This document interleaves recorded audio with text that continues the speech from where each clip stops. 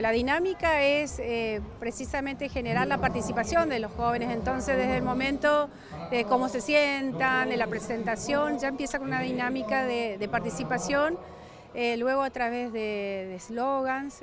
que van, digamos, recopilando la historia argentina desde la dictadura en adelante, eso de la dictadura Somos Derechos Humanos, que les cuenta lo que significaba,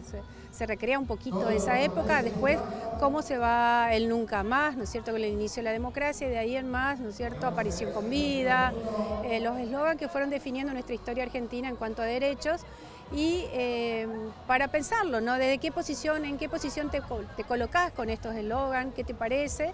y después a llegar a la actualidad en donde se los invita a trabajar también en grupo, que puedan identificar derechos comunitarios, ¿no es cierto?, que hacen a nuestra vida de sociedad, a nuestra vida democrática, que les parezca que se deben fortalecer o reconocer, o sea, que reconozcan quizá alguna problemática, que también reconozcan la solución o qué propuestas pueden dar y un eslogan también que los pueda identificar. Es un ejercicio de participación democrática muy interesante, pues se tienen que escuchar, tienen que compartir ideas, tienen que definir cuál es un eslogan. Realmente son producciones muy interesantes, ¿no? Y quedan, como que te queda, tanto aprendemos nosotros como están aprendiendo ellos, ¿no? Es un ejercicio muy importante esto de la participación, de escucharnos,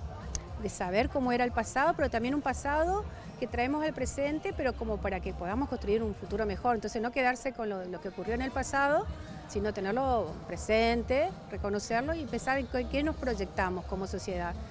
Siempre viviendo en democracia, ¿no? ¿Los estudiantes también tienen la posibilidad de preguntar y de aprender un poco más? Todo el tiempo, o sea, realmente con este tipo de dinámica preguntan, se sacan dudas, porque constantemente le va dando consignas, es un psicólogo social, ¿no es cierto?, que precisamente trabaja con los grupos, les va dando herramientas como para que ellos mismos se interpelen, ¿no?, y puedan hacer preguntas, sacarse dudas,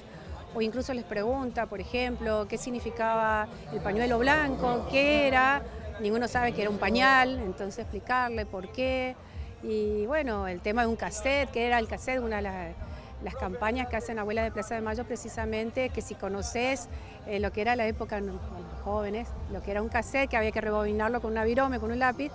estás en un rango etario que puedes dudar de tu identidad. Entonces, contarle por qué, porque es traer la historia pasada al presente. Entonces, es muy interesante como los chicos dudan, preguntan, se ríen. También los ves muy pensativos con cuestiones que uno los trae del pasado, de la vulneración de derechos. Es un ejercicio muy lindo, la verdad que todos aprendemos con esto.